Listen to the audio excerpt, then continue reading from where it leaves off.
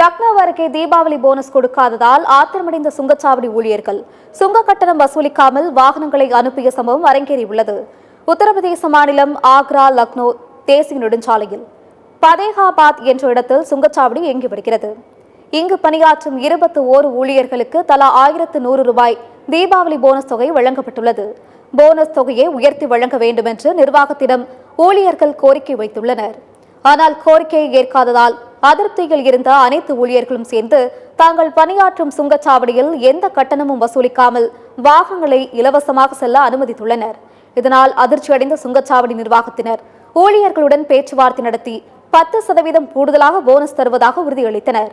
போராட்டத்தை வாபஸ் பெற்ற ஊழியர்கள் அவ்வழியாக செல்லும் வாகனங்களுக்கு மீண்டும் சுங்க கட்டணம் வசூலித்து வருகின்றனர். இருப்பினும் 2 மணி நேரம் நீடித்த ஊழியர்களின் நூதன போராட்டத்தால் சுங்கச்சாவடி நிர்வாகத்திற்கு பல லட்சம் ரூபாய் நஷ்டம் ஏற்பட்டுள்ளது.